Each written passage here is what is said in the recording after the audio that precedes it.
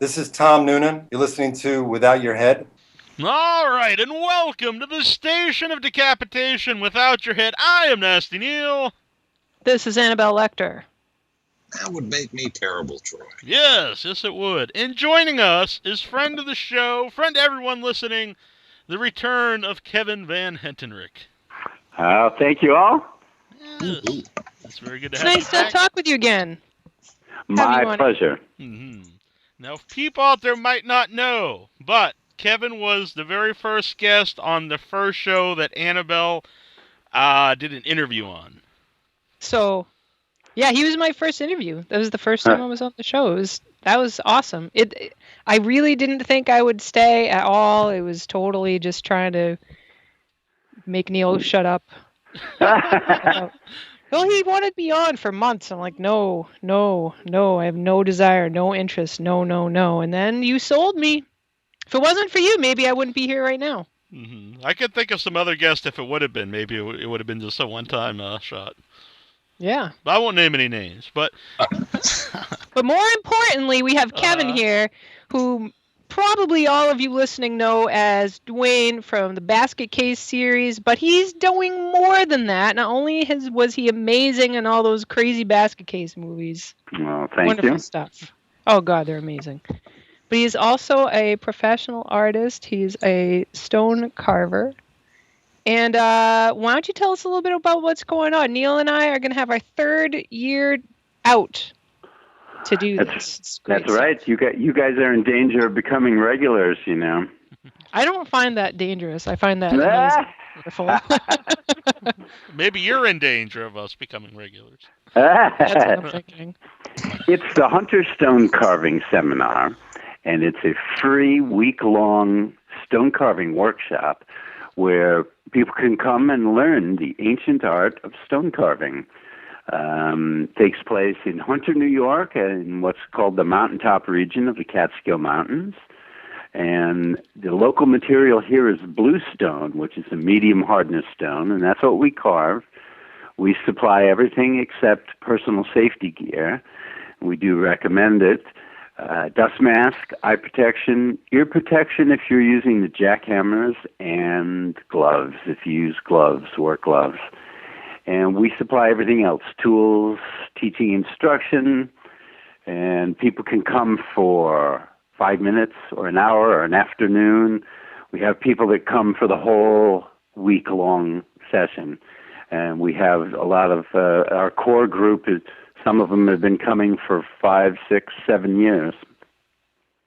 Now, when they come for over that long period of time, do they work on one specific piece over and over, or do they do multiple pieces? It depends. Some of them will come and work on just one thing for the whole time they're there. Like I have one mother-daughter duo. This is going to be, I think, their 6th year. They raise dogs, so they usually bring half a dozen stones with them, and they'll do some carvings of dogs, which they take with them. Oh, that's cool. That must be really interesting because you're watching this child grow up. Yeah, that's true. That is true. There were kids that made marks on the stone the first year that have come back now, and they're young men now, you know. They're in their late teens, you know. They were little kids when we did that, you know. Mm-hmm.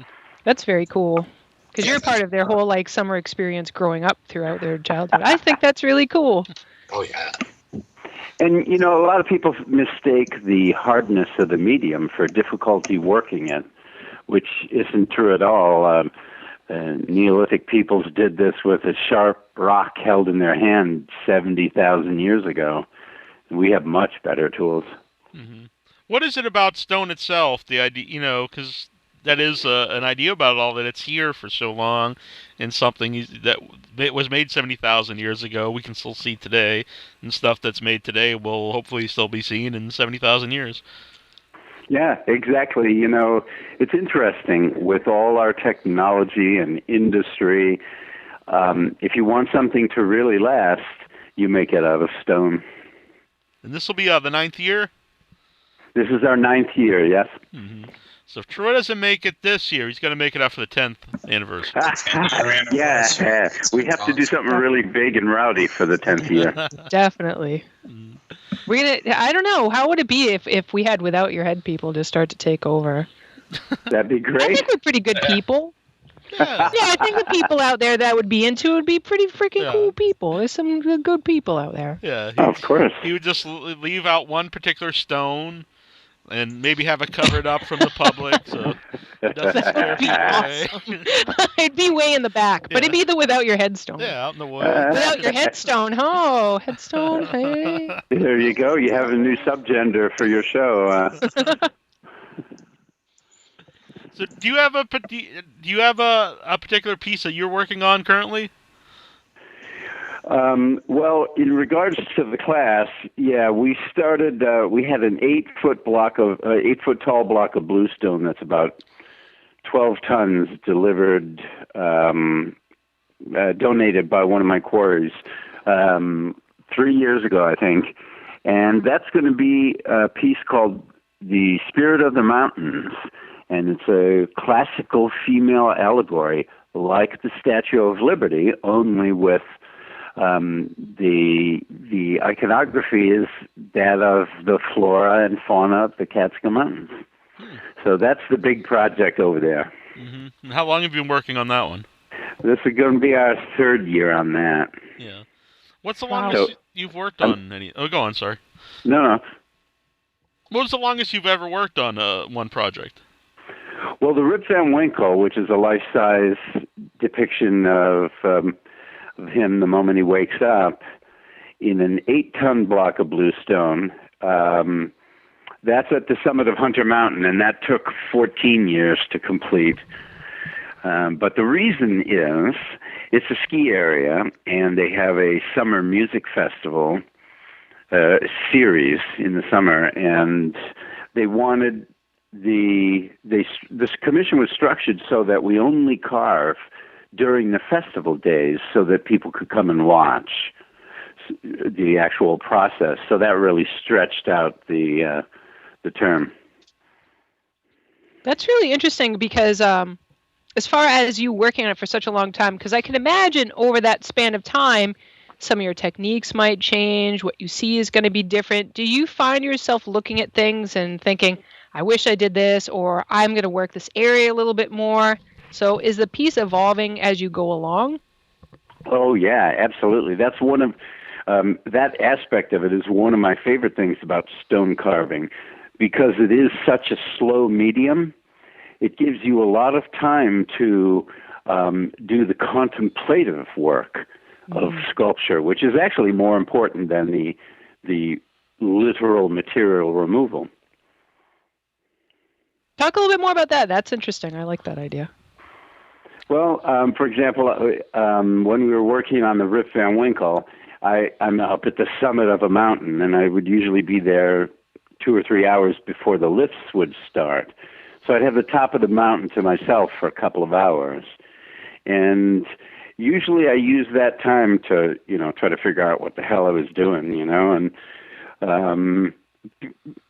I remember sometimes this guy comes down the path, one of the first people up, and he sees me, and I'm sitting in front of the piece, and I have a file open in my lap, and I have a tape measure and a marker, or a China marker, and he says, taking a break, huh?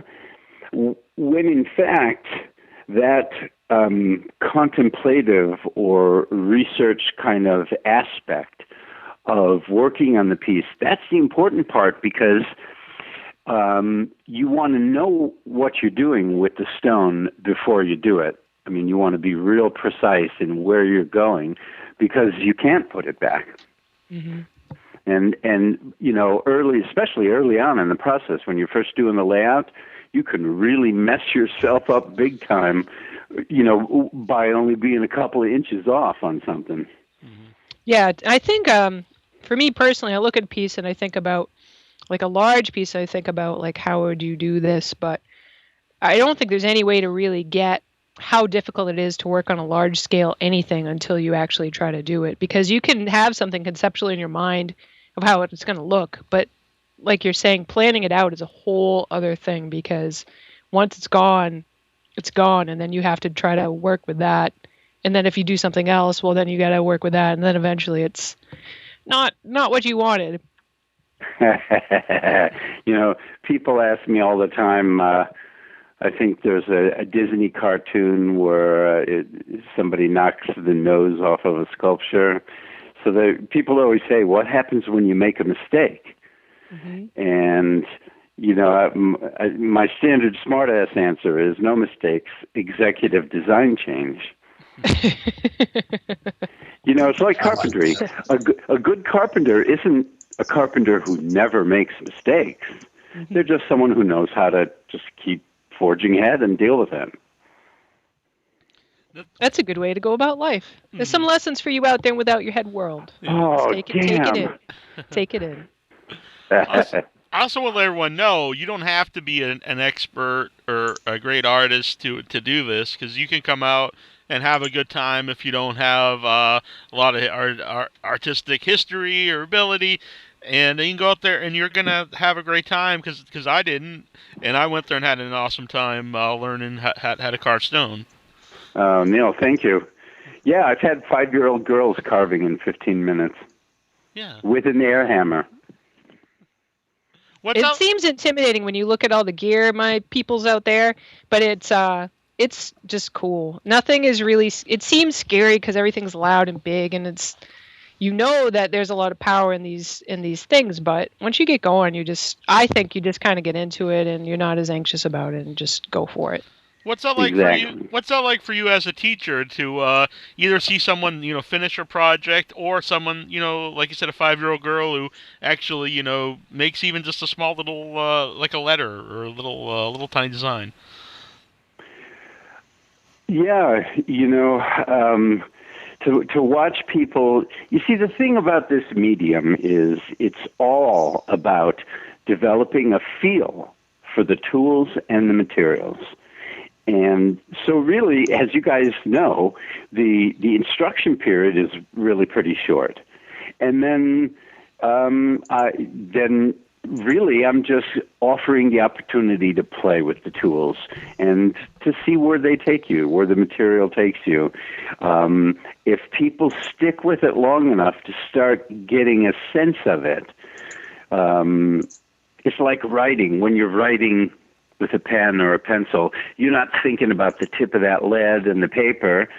You're composing in your head and just writing it down. You have to get to that point with these tools as well, or like with anything, like a paintbrush or a guitar or whatever. Mm-hmm. Now, has anyone because you do the conventions and you have the history in the movies. Has anyone ever wanted to use your pieces or have you create a piece for like a horror movie? No, not so far, anyways. I mean, you can make a Stone Golem movie. It would be perfect. That'd be fantastic. Yeah, I'm sure it's a lot of work to do, but Speaking of that, though, what has the convention scene been like for you since you started doing those? Oh, I love it. I have a lot of fun going to conventions. The traveling can be a little tedious depending on the situations. I had one coming back from one con took three planes to make a trip that should have been one plane. Was that one we were at, or? Oh, I hope not. Man, I don't even remember anymore. They all kind of blend into one after a while, but it's great. Kalamazoo, I don't know. On the ice rink. The ice rink, yeah. Yeah. Oh my God. I remember, that didn't seem that bad at first. Yeah. But by the middle of the day, everyone was freezing. Yeah, it kept John Duggan's beers cold on the floor and killed snakes. That's how cold it was. The snakes That died? is no lie. They had an animal get sick and it did end up dying. Not all of them died, but one did get sick and ended up dying. No. Who books these people? Poor people didn't know, but who says, "Okay, reptiles, come on in"? That's messed up. All right, I'm not bringing my tortoise if they have. Don't do it. Yeah, keep they it didn't snug to think your that out. body. Yeah, Oh, you should get like those baby things that hold it close to your chest. You could get one for your turtle. That would be Oh, adorable. Troy, I don't That think would you be have really much. cute. Yeah, I don't think you have much to worry about of them ever doing. you don't another think one. Kalamazoo's having a party? No, I don't think so. Yeah, we trashed them pretty hard, but they deserved it. I think we tried to be like when we trash people and we don't want to be mean. It's like, well, he was a really nice guy, but this is what actually happened. Yeah. He tried He his had best, such a but best this is story. what happened. I just Oh, love hearing man. all the stories from that, though. It was good convention for other reasons. Yeah, we had a pleasant Yeah. time. But at any rate, so how is it having people? How many years has it been? I don't want to like make you think about it if you don't want to, but it's been a while since the first basket case came out. And how is it having people still coming to you and saying how much they love this movie and how crazy it is? And how is that experience? Kevin was only 10 when it came out. So. Exactly. No, it's really cool. I mean, this is work that I did 35 years ago, and people still like it. That's amazing. That blows me away. Mm-hmm. Well, well, I grew up watching it, because I'm a weird person and my mom had me watch strange movies. But what do you think it is about Basket Case that captures new audiences? Well, the film has a couple of archetypes in it. That I don't know whether it was intentional on Frank's part or we just kind of stumbled into it, but, this whole dark half, which we all have in reality, but most of us, it's kind of integrated, so you're always running, a portion of both, the good half and the bad half. In Dwayne and Belial's case, they're completely separated. They've been cut in half, and he carries around his dark half in a basket. I mean, we all can identify with that. That's very cool. It makes me think of Carl Jung, The Shadow, and that need to integrate everything. That's great stuff. Yeah. But yeah, it's really interesting. It's cool about the nice thing about movies is that movie is crazy.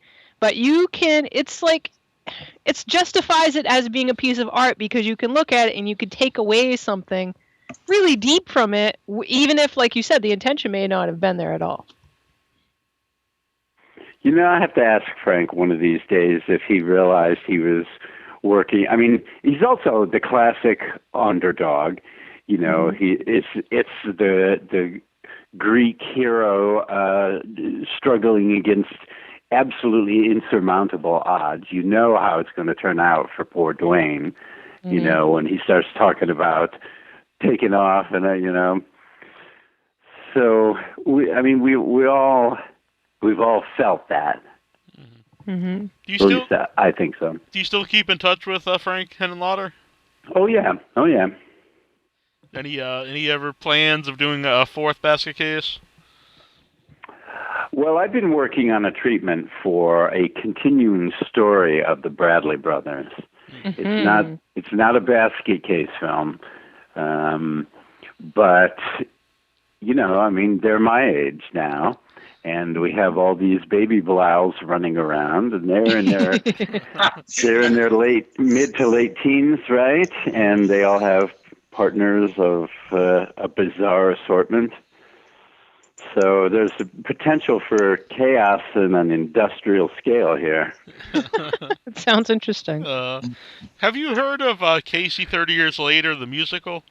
Oh, yeah. Yeah, I did one of them with her, the first one. Oh, very cool. How was it? How was that experience getting in touch with Casey? If you weren't already in touch with her. Yeah. It's fun. I love Beverly, and she's been working on this for quite a while. I saw she's on Facebook, and she posts pictures when they do a performance, and it looks like it's come along really well. Yeah, I think it's coming up maybe around the same time as the Hunter stone carving seminar. I think it's Maybe I end up being so busy trying to put this class together that everything else kind of takes a second priority. I know it is. It's in New York City, and I don't remember where it is. We'll find out and say that later on in the show. Yeah. Now, I actually didn't know this until I was watching the movie, Brain Damage, which I didn't see back in the day when it first came out. I watched it for the first time recently, and you pop up in it, and I'm like, hey, that's awesome. How did that come about, and why is there no cameo in Frankenhooker? Frank had wanted to do that, and there's I think it something had to do with Screen Actors Guild rules. Once you start someone, you have to pay them continuously. So we could only do one half of the cross. But I thought it was a very cool idea. Yeah. Imagine if him and Alma were in case 2, you know? Yeah. It seems like a total bummer. So what is the deal with all... There's a lot of rules for you acting folk and film people. Yeah. Well, it's it's a union. That's how they get their shit done. With restrictions and rules. Does that ever take the fun out of filmmaking, as opposed to when you're like really under the radar and independent and small budget? Well, any art form, when you try to transition it into a business, that's a weird, unlikely combination from concept. The corporate model, the business model, really doesn't work with art, because they're almost the opposites of each other. But the Screen Actors Guild is a great thing. I mean, people used to have to work 60 hours in unsafe conditions, freezing cold and stuff. So, we've come a long way because of the Screen Actors Guild. But it does make it a notch or two harder for independent people to use union actors. Yeah, it seems like the whole point is to try to be as fair as possible, but then it just makes a whole bunch of bureaucratic rules that you can't get around once they're there. Yeah, and which make things very expensive. For example, on Basket Case 2, which we filmed in Lower Manhattan, we had to have union drivers. Couldn't just have a PA do the driving people around. So you have to have a union driver. And you can't just have one driver. You have to have 2 drivers and a captain, and they have to have their own office. That's crap. that's the rule. So they had their own little place with a TV set in there, and they would hang out with coffee and newspapers. And when somebody needed to be driven around, they would get up and do it. Damn. How do you avoid that? Is there any way to avoid that, or do you get busted by the film police and you go to film jail? Well, the way around it is to make a non-union film with non-union people. Now, have you been in? Are you doing anything new film-wise? Going to be doing a thing with Cameron Scott called Crocodile later in the summer or fall. I'm not exactly sure. I haven't heard about the production schedule in a while yet. And I did a small part in a film by Gregory Lambertson called Dry Bones with Debbie Rochon. Did that last year, the year before. Has that been fun, getting back into acting? Oh yeah, I love doing that. I mean, I love working if it's an interesting part, and if I feel like I can do something with it. Yeah. No. Why was it so long between the first Basket Case and the sequel? When was it first talked about that you would do a sequel? Well, as Frank tells it, he always said no sequels. Because people were coming to him with ideas like, well, there's a third twin, or we'll kill some more doctors, Yeah. which just is silly. So he just said no for years. He wouldn't even consider it.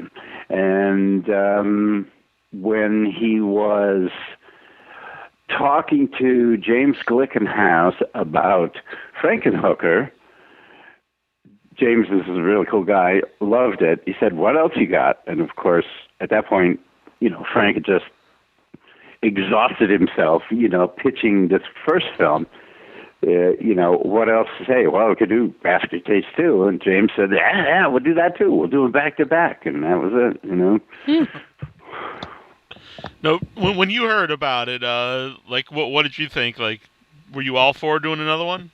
Oh, yeah, absolutely. Absolutely. How about the third one?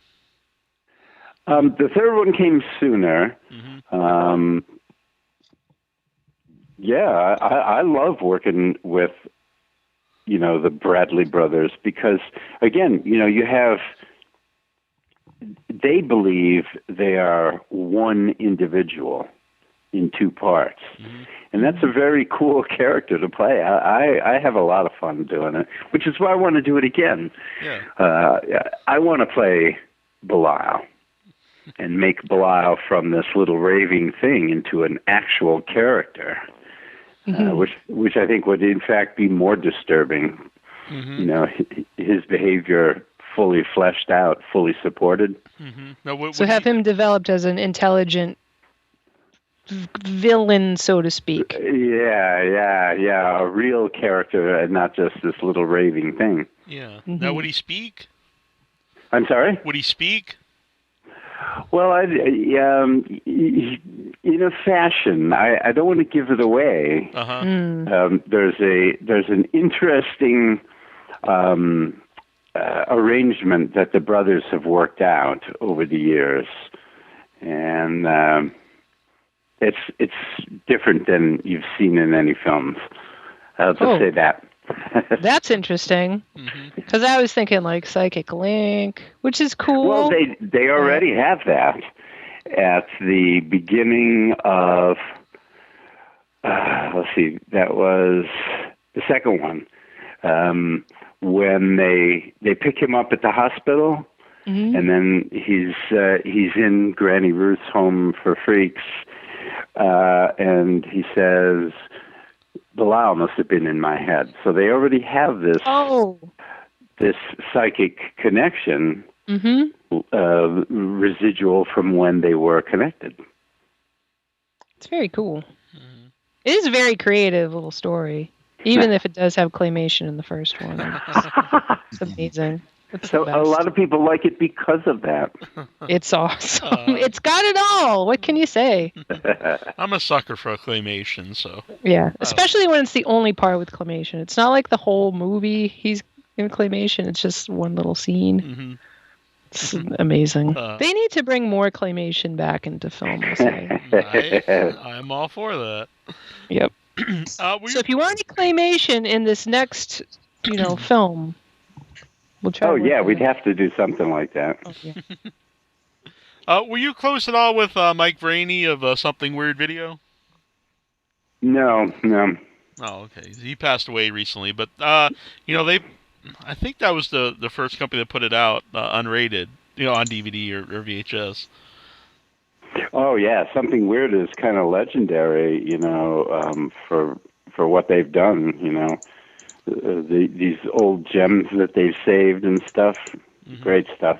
Yeah. What's some of the weird, crazy other movies that you enjoy? Like this is, it's in its own place, Basket Case, but are there other strange, not even necessarily horror, but weird films, weird cult films that you really like? Well, I'm real fond of Fellini's Satyricon. Which it's not horror really, it's more almost psychedelia. I remember also seeing El Topo. Mm-hmm. Oh yeah. When I was still in the city, I saw that in the theater. That was pretty cool. Yeah, Annabelle and I saw that last year in the theater. They were showing a midnight movie. Yeah, very lucky. Boston plays. There's a couple places that play stuff like that year round. It's great. We actually saw his new one. I can't remember the Dance name with of it. Reality. Oh Dance yeah, of that was Reality, great. If maybe. you haven't seen it yet. Dance of Reality. Yeah. Yeah. Sounds cool. Yeah, and I'm also a fan of early Ingmar Bergman. You know, The Seventh Seal is a spectacular film. Mm-hmm. Now, besides like weird movies, what are the movies that you like? What kind of genre do you like? I tend to be driven towards science fiction. You know, fantasy, that sort of stuff. Yeah. And any particular films stand out for you? Some of your favorites? Oh man, you mean recent films or Any ones? Yeah. No, anything. man, you know, when I was a kid, The Thing, the original version of The Thing was it, you know, and Frankenstein. That's one of my favorites. Yeah. Oh man, come on. The Frankenstein monster kills this little girl, and you still have sympathy for him. That's amazing. That Karloff, wearing all this stuff, is still able to create this sympathy for this creature. You know, that's an amazing film. It's very true. I didn't think about it like that. I mean, you have your feelings for this creature the whole movie, and obviously that part is really dark, but to put it in those terms, yeah. Because you feel bad for him knowing that no matter, what he tries, he just can't be part of society. Yeah, we belong dead. And that's interesting that you included that as science fiction, because a lot of people would call it horror, but... Well, perspective is everything, you know. In the 1930s, there was science fiction. You know, I guess. I don't know. Actually, that's a good question. Yeah. Was it considered horror or science fiction in 1930? That's a good I don't know. You definitely could see fitting in either way. You know, that actual scene, though, when I was growing up and they would show it on Channel 38 here, they would always cut that scene out. Of him, with the girl. That was another one we saw recently at the same theater, the original Frankenstein. Which there's something about seeing the movies on the big screen if you get a chance. Even if you've seen it a million times, or if you see it on the big screen. Oh yeah. There's something special about it.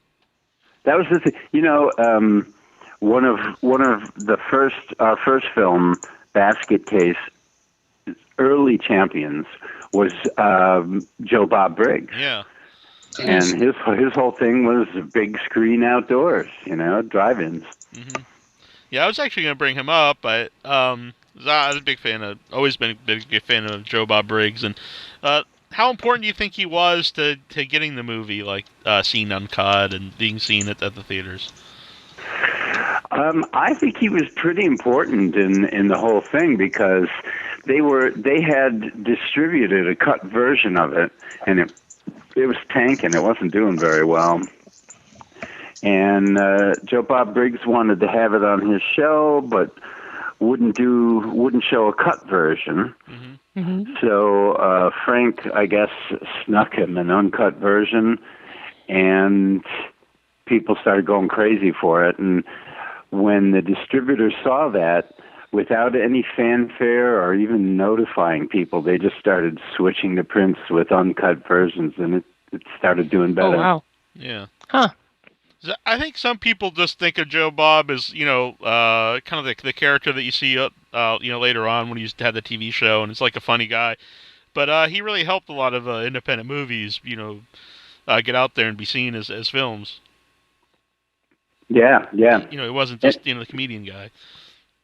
And he's a real knowledgeable about the genre as well.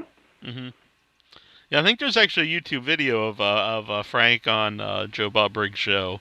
I think it was when part 3 was just coming out. And, I didn't know that. I'll have to check that out. Yeah. I'm sure it's on YouTube. There's a lot of cool things on YouTube. I'm sure a lot of people have made basket case, either Belial things or basket case things, and brought to you at different conventions or throughout the years. Any of those stand out to you? A few people have made large Belials that they would bring to conventions and in baskets. Somebody, I'm trying to think where this was. I can't remember. They had a new child, a new baby, which they brought in a wicker basket. So we all posed with that, with the baby in the basket. There's a filmmaker I know of that has a tattoo of Belial on his side. Wow. So yeah, it's pretty amazing. Is it good? Oh yeah, it's great. And the thing is, a lot of the people that I meet at conventions weren't even born when we made the first film. Yeah, that's what I was saying. It's weird that there's lots of movies that come out, and some are might be remembered by people who saw it when it first came out, but then they get forgotten. But it's gonna be cool for you and everyone involved that the movie keeps finding new people. Yeah, it's amazing. Yeah. So let everybody know if you guys would like to call in and talk to Kevin. You can call in. It's 508-413-3144, or you can Skype, if you have Skype, which obviously you'd have to have it to Skype in, at Without Your Head. And ask him whatever you want. If he doesn't want to answer it, we'll just hang up. Oh, he's a good guy. Don't make them even more intimidated than they already are, Neil. Hey guys, call in. He might hate you. I didn't say he'd hate you. He just might not want to answer you. No, he'll answer you. Jesus. Or we'll just make up something. But call in, yeah. Mm-hmm. See, I made that really awkward. Yeah. Well, that's I'm trying to unawkward it with awkwardness. So you did mention earlier Granny Ruth in part 2 and 3, and how much you think that added to those films? A whole new character. Annie Ross is amazing. She's wonderful to work with, and she's got such an incredible presence. And her characterization of Granny Ruth, oh man, she made the second and the third films, as far as I'm concerned. What are some of your favorite the other mutants from second and 3? I always liked Arthur. He was the bus driver, I think. And David M.G. From, God, is that Night of the Living Dead? I remember you were telling me this one time. We were just chatting, and it was you mentioned that Frank liked to put in some of the people as a mutant from other movies because he plays Mooney in the second film. I don't think in the third film because the third one we shot down in Georgia. I'll look that up here. But yeah, it was the guy with the one with the moon face. Yeah, and the guy with the metal plate in his head, I forget what he was called. Trying to pull this up here. I'm not having very good luck.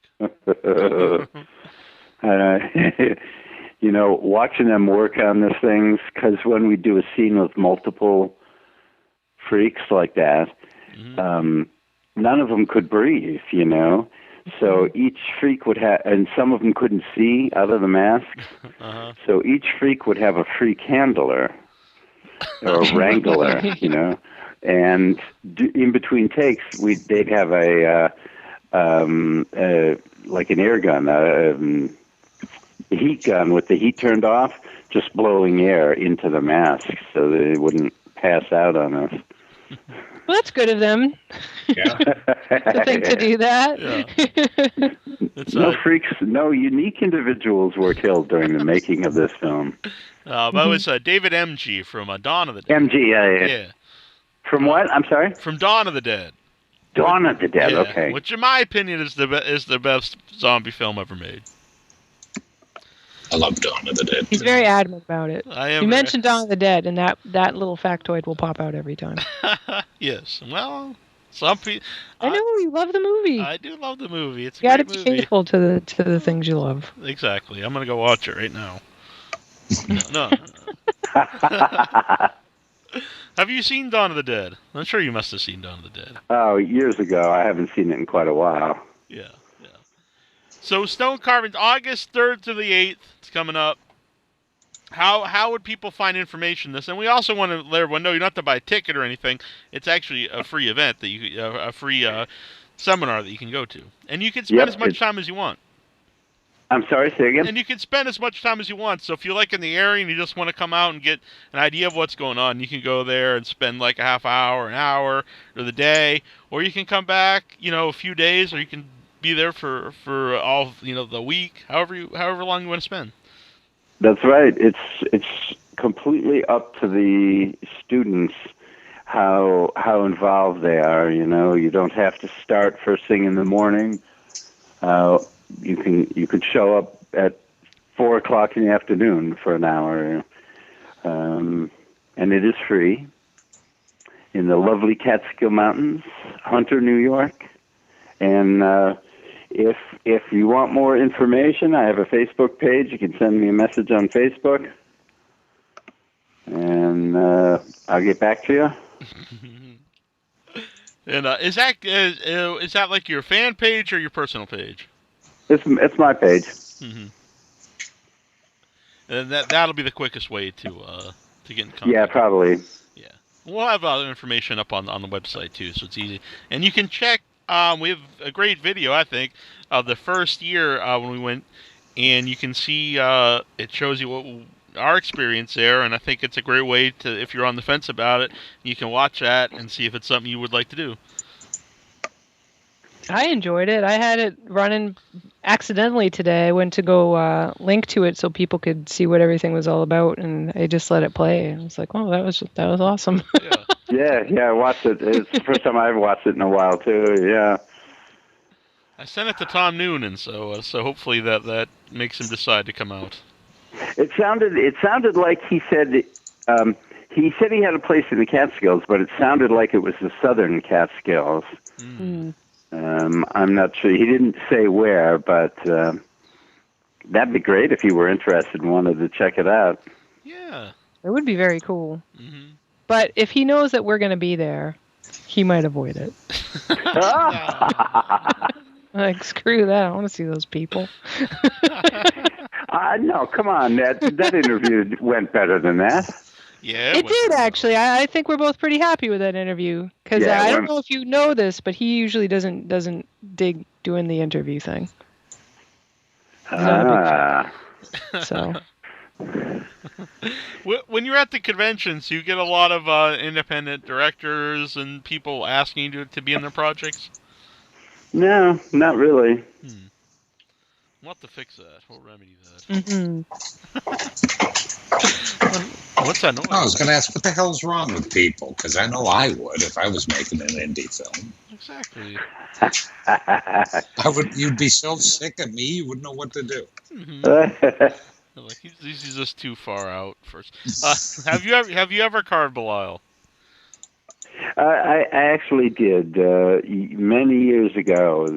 So probably talking the mid '80s. I started one in Vermont marble, which I got to a point where I wasn't really satisfied with it, and it's sitting right out in front of the studio. I've always wanted to work more on it and just never quite figured out what I wanted to do with it yet. Mm-hmm. Why do you think that is? I'm not focusing on it at the right moment, when I actually have time to work on it, Yeah. I tend to put stuff around where I'll see them so that I can... you look at something long enough, you start to figure it out eventually, with any luck at all. Yeah. Now, besides the pieces you have worked on, do you have anything like in the back of your mind, there's something that you've always wanted to do, and if you either have the time or just something you would like to work on and finish at some point? Oh yeah, I have 2 blocks of stone set up in the studio now. One of them will be an angel. Wings and the whole thing. Mm-hmm.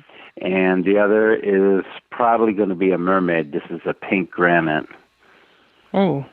So, I know it sounds hokey, but when my daughters were little, they had The Little Mermaid, the Walt Disney cartoon. Oh, yeah. And there's one scene in that kind of inspired me to do a mermaid piece, and it would fit into a vertical block, which is what this is. That's What always scene been is it? I know that movie. I bet there's other people out there that know the movie. Well, there's a scene where she's still a mermaid, and she's singing about how she wants to get out, and she's on a rock singing, and at the end of the song, she kind of makes herself taller, and a wave hits up. That's the sculpture.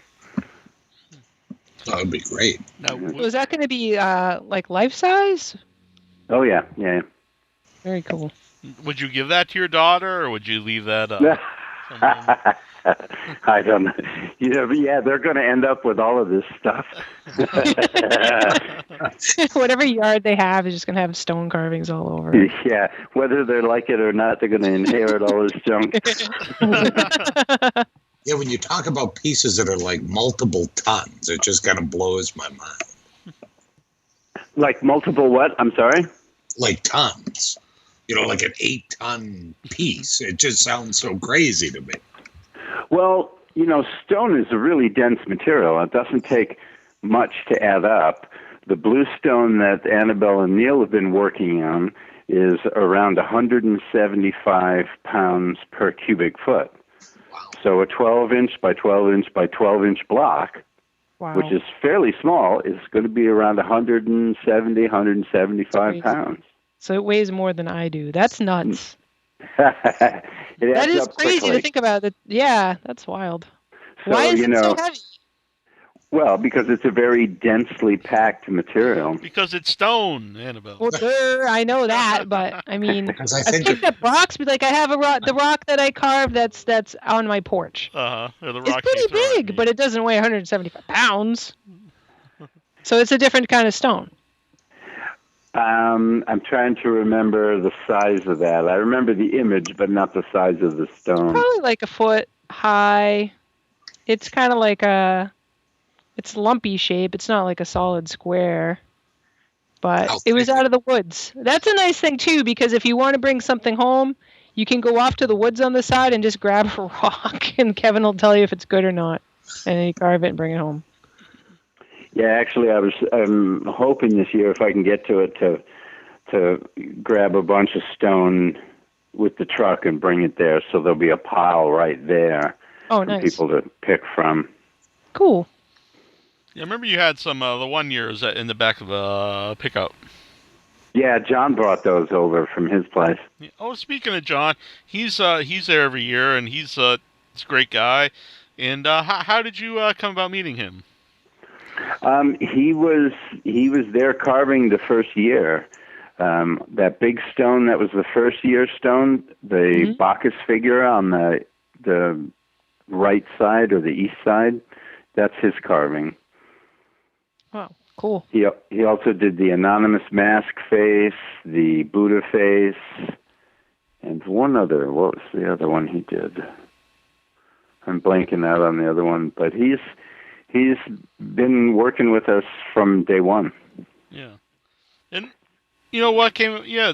So he was there the first year just as as someone who wanted to carve, and then he stuck around. So what was it about him that that you guys like? Did you have like chemistry together?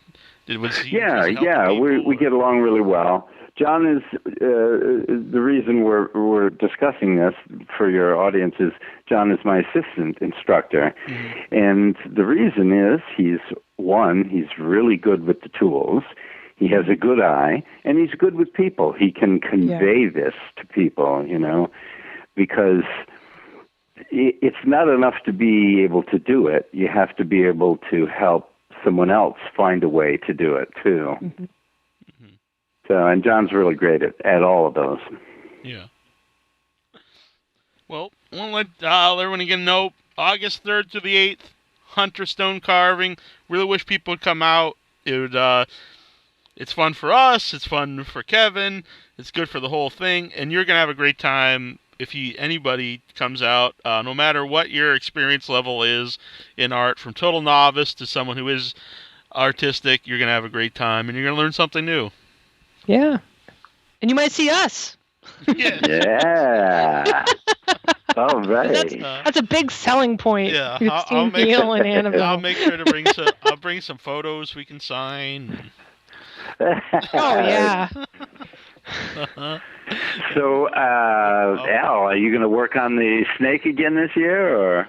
I'm gonna have to. I can't just let it go. All right, good, I mean, I good. guess I could take a year of a break, but it's kind of hard because I'd leave and I'd think about it, and I think I'll keep going. Mm-hmm. And Neil, you're going to work more on Frankenstein? Yeah, well, I do have a plan. I do want to actually have a WIH logo stone that I can actually bring home, but I still obviously want to finish Frankenstein. So, yeah, try that trick that I was telling you about. Design your logo on your computer, and then put it on a thumb drive and take it to a sign place, and they can cut it in vinyl or in sandblast mask. And then we put it right on the stone. okay, that would be great. Instant layout. Yeah, I like this idea a lot. And it'd be nice. I could either put it right here on my computer stand underneath my computer, or if it's a little bigger, I'll put it out in the flower bed. Or when your computer messes up, you can use it to fix it.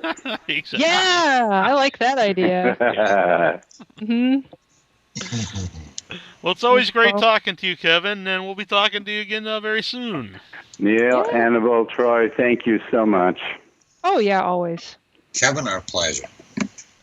My pleasure, and I'll see you two soon. Yes, and Sounds hopefully, great. I think you'll see Troy eventually. Eventually, yeah. Once I get over this multiple ton format, which just frightens me. And Oh, stop! Your brother's doing it. Come on, man. What's Troy's actually an what is artist that himself. supposed to mean? So. Like if Because he's making cool dudes out of Sculpey and painting things and drawing stuff. you're like Don't that, even. you're like that. Don't even pretend that what I'm saying is crazy You're like that or insulting. That moron Neil can do it. You can come.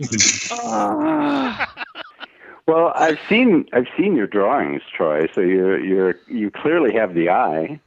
Oh, that's right. That's right. I did the caricature review the first time we were on. Yeah. Yeah, So but he also has some very bad poison ivy at the moment. Yeah, it's difficult to move my fingers right now. So in a year. Yeah, You the 10, got a 10 year. year thing, I'll stay away from poison ivy that year, and it should be right as rain. All right, excellent. All right, well, thank you again, Kevin, and we'll talk to you very soon. All right, thank you. Good night. Night. Good night. This is Herschel Gordon Lewis. If you know who I am, God help you. If you don't know who I am, God help you. But what you're watching here or listening to is Without Your Head, and I can tell you that I have contributed to the loss of your head. So thank you for being there.